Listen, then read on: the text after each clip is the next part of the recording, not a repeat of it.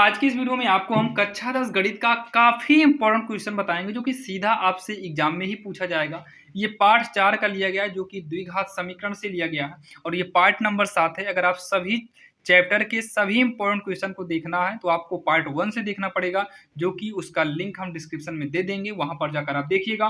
ध्यान दीजिएगा, हम जितने भी इंपॉर्टेंट क्वेश्चन लेकर आते हैं ये आपके एग्जाम में या तो पूछे गए होते हैं या तो पूछे जाने के चांसेस ज्यादा होते हैं। और जितने भी सवाल हम आपको बता रहे हैं ये एनसीईआरटी पर आधारित है, सबका सब एनसीईआरटी से लिया गया है।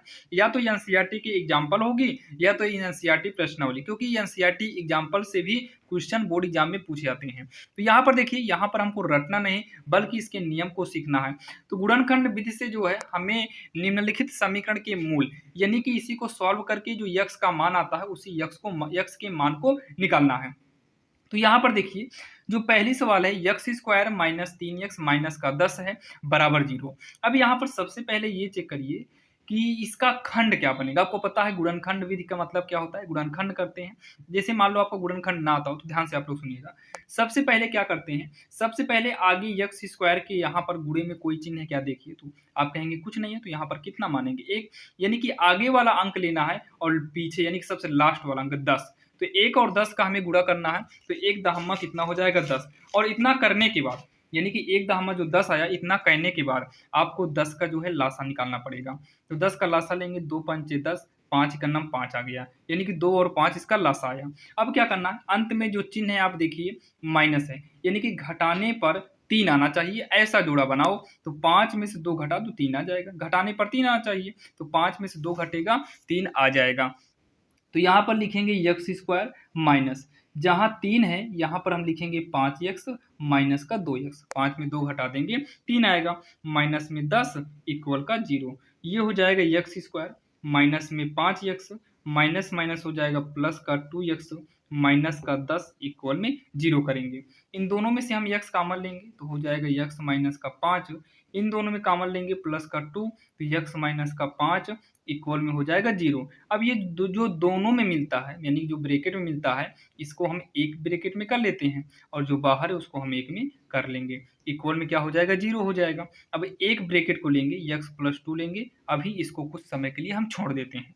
तो x बराबर ये प्लस में है, पक्षांतर करके इधर लाएंगे तो माइनस का 2 हो जाएगा। अब पुनः उसके बाद अगला लेंगे x माइनस 5 इक्वल में 0, इक्वल में 0। तो ये हो जाएगा x बराबर ये माइनस 5 है, इधर आएगा तो प्लस का 5 हो जाएगा। हमसे पूछा है निम्नलिखित के मूल बताइए, तो यहाँ पर लिखेंगे अतः मूल -2 और 5 होंगे, -2 और 5 होंगे, यही हो जाएगा इसका आंसर, जो कि काफी आसान था और आपके समझ में आया होगा। अब यहाँ पर जो है इसका भी गुणनखंड हम सेम वैसे ही करेंगे।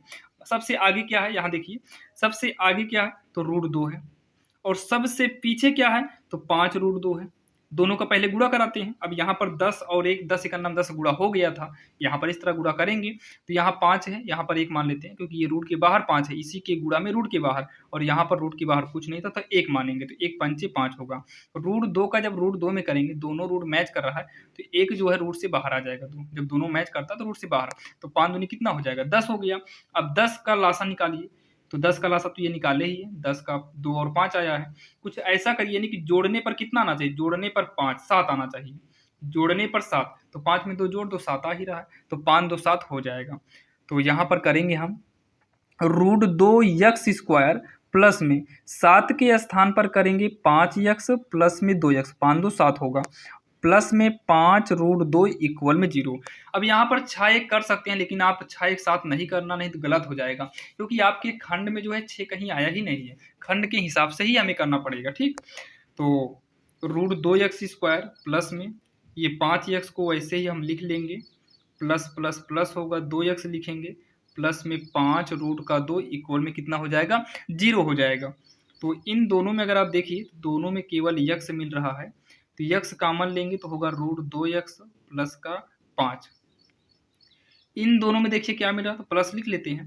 देखिए यहाँ पर 2 है, इसमें √2 है, देखिए √2 से कोई मतलब नहीं, लेकिन जब 2 का मतलब क्या है, 2 का मतलब है जैसे यहाँ 2 है, इस 2 का मतलब है √2 गुणे √2, मतलब √2 2 बार गुणा करेंगे फिर वैसे भी रूट से बाहर आएगा, मतलब 2 की जगह पर √2 कितनी बार है 2 बार है, तो √2 हम कॉमन ले लेते हैं, तो यहाँ पर √2 फिर भी बचेगा, यक्स तो है ही, √2 बाहर निकल गया तो प्लस में 5 अकेले बचेगा, इक्वल में 0 हो जाएगा। ठीक, अब ये दोनों को हम एक में कर लेते हैं, √2 प्लस का 5, यहाँ पर है यक्स प्लस में √2 इक्वल का 0, तो ये हो जाएगा यक्स प्लस √2 इक्वल 0, यक्स बराबर ये प्लस में तो √2 है, ये प्लस में है तो इधर आएगा माइनस में √2 हो जाएगा, यक्स कितना हो जाएगा माइनस में √2 हो जाएगा। अगला लेंगे √2x प्लस का 5 इक्वल में 0, तो ये होगा √2x बराबर ये प्लस 5 है, इक्वल के इधर लाएंगे तो ये हो जाएगा माइनस का 5 हो जाएगा, x बराबर -5, ये √2 इंटू में है, पक्षांतर करेंगे तो ये कहाँ पर आ जाएगा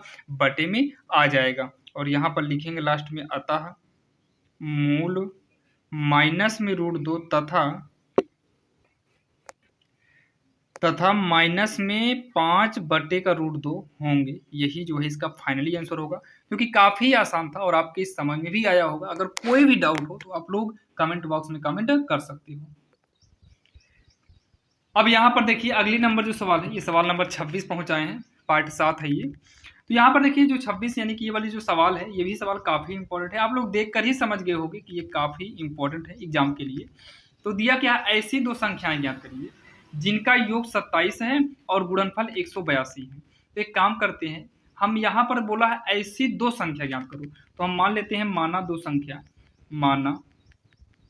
दो संख्या यक्स तथा वाई, मान लेते हैं दो संख्या क्या है यक्स तथा वाई है।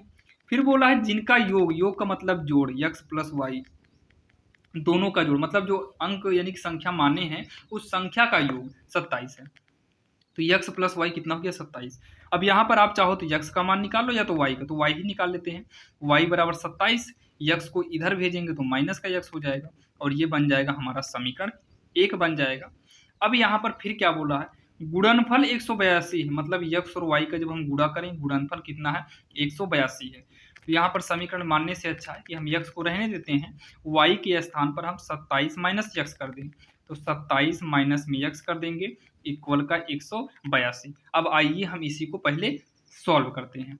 तो अंदर गुणा करेंगे तो 27 यक्स होगा, इसका गुणा करेंगे तो यक्स स्क्वायर होगा बराबर में 182 होगा। ठीक, अब जो है माइनस यक्स स्क्वायर को आगे कर लो और 27 प्लस में है, इसको थोड़ा आगे पीछे कर लेते हैं। ध्यान देना पक्षांतर करने पर चिन्ह बदलता है, आगे पीछे करने पर नहीं। 182 को इधर लाएंगे तो माइनस का 182 होगा, इक्वल में 0 हो जाएगा।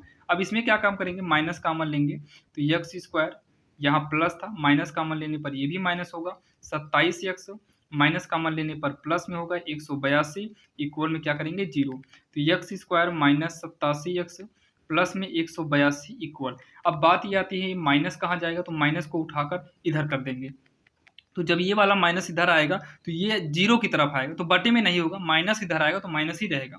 अगर माइनस के साथ कोई गिनती आती है तो वो प्लस में होता है, तो ये माइनस अकेले आएगा तो यहाँ पर माइनस होगा, और -0 का मान यानी कि वैल्यू माइनस में ही रहेगा। तो -0 की वैल्यू माइनस मतलब 0 ही रहेगी, माइनस में नहीं लिखेंगे, इसलिए माइनस अब हट गया। तो यक्स स्क्वायर माइनस, आप 182 का खंड करिएगा, तो 182 का खंड करके जब आप इसका बनाएंगे तो ये 14 यक्स प्लस में 13 यक्स बनेगा, 14 13 जोड़ेंगे 27, और 14 13 में 182 आ जाएगा, प्लस में 182 होगा, इक्वल में 0 हो जाएगा।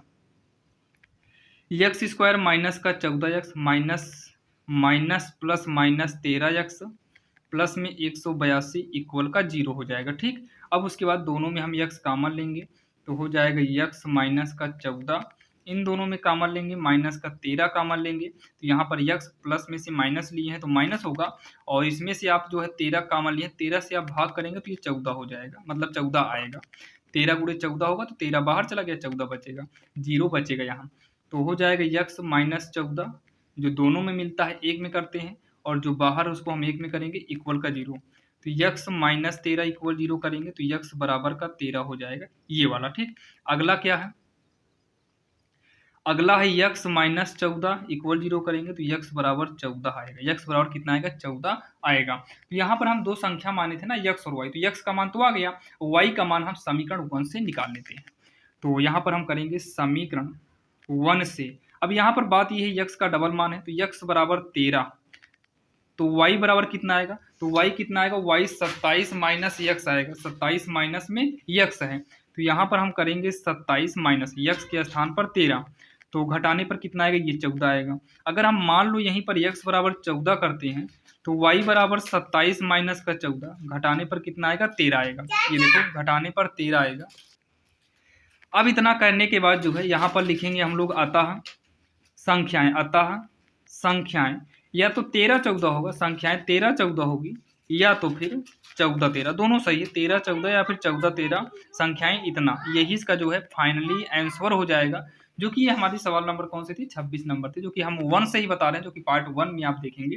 तो चलिए इसके बाद एक सवाल और देखते हैं जो कि काफी इंपॉर्टेंट है, आप लोग देखने के बाद सवाल समझ में आता होगा कि हाँ ये इंपॉर्टेंट है। अब यहाँ पर देखिए सवाल नंबर अगली जो है, ये दिया है 2 क्रमागत धनात्मक पूर्णांक जिनके वर्गों का योग 265 है। तो यहाँ पर 265 भी और 200 मतलब 365 भी कर सकता है, 265 और 365 दोनों मॉडल की सवाल आपके बुक में है। ध्यान देना एनसीईआरटी पर आधारित है, आप देखिएगा तो ये सवाल मिलेगी, अगर आपको लगे कि हाँ ये एग्जाम में पूछा जाएगा कि नहीं। चलिए यहाँ पर देखिए, यहाँ पर देखो बोला है 2 क्रमागत धनात्मक पूर्णांक, तो यहाँ पर मानेंगे माना, कभी कभी तो सम धन पूर्णांक दे देता है, उसकी भी सवाल अगले पार्ट तक हो सके तो आ जाए। तो माना 2 क्रमागत धनात्मक पूर्णांक, 2 क्रमागत धनात्मक पूर्णांक, तो हम x तथा y मान लेते हैं, x तथा y माना 2 धनात्मक पूर्णांक, यानी x तथा y नहीं, x तथा x प्लस 1, एक को x मानेंगे अगले को x प्लस 1 मानेंगे।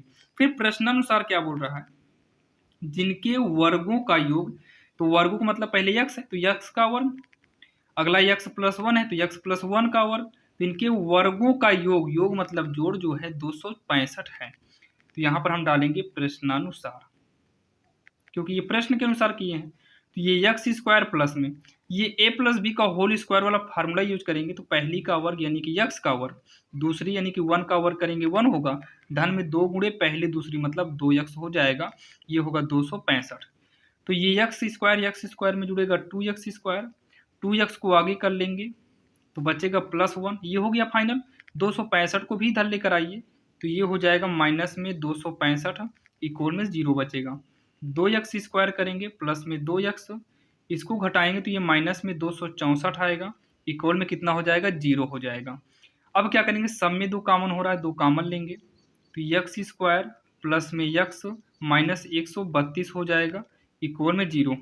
तो x square plus x minus 132, ये 2 का पक्षांतर करेंगे तो ये 0 के बटे में आएगा, क्योंकि यहाँ ब्रैकेट के बाहर है, इनटू में माना जाएगा, तो ये बटे में जाएगा और बटे में जाने के बाद ये 0 हो जाएगा।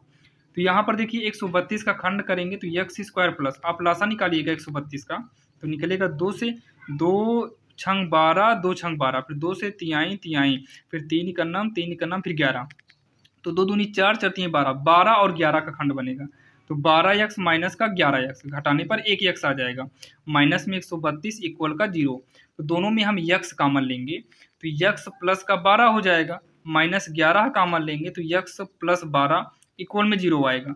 दोनों एक में देखिए, दोनों ब्रैकेट मैच कर रहा है तो एक में कर लेंगे, और ये जो बाहर है x माइनस 11 इक्वल में क्या हो जाएगा, 0, तो x माइनस 11 इक्वल 0 करेंगे तो x बराबर, ये माइनस में है इधर आएगा तो प्लस का 11 हो जाएगा, जबकि ये प्लस में है और इक्वल के इधर लाएंगे तो माइनस 11 होगा, और माइनस की संख्या इसमें अमान्य होती है तो ये अमान्य हो गया, अमान्य है मतलब मान्य नहीं है। अब यहाँ पर देखिए हम 2 क्रमागत धन पूर्णांक क्या माने हैं, एक को x माने हैं अगले को x प्लस 1 माने हैं, तो यहाँ पर लिखेंगे अतः संख्याएं, हमसे संख्याएं पूछा है, अतः संख्याएं या पूर्णांक, पहला x माने थे तो x की संख्या ये वाली मान्य है, तो x के स्थान पर 11, अगले को x प्लस 1 मतलब 11 प्लस 1 12, 11 और 12 ये आपकी संख्याएं हो गई, और यही जो है इसका फाइनली आंसर होगा, जो कि काफ़ी आसान था। और आज की इस वीडियो में बताई गई 3-4 सवाल जो बताए वो समझ में आया होगा, तो ध्यान दीजिएगा ये एग्जाम के लिए काफ़ी इंपॉर्टेंट है, आप लोग पढ़िएगा, और सभी पार्ट को देखने के लिए डिस्क्रिप्शन में लिंक दे देंगे, वहाँ पर जाकर आप सभी पार्ट को देखिएगा।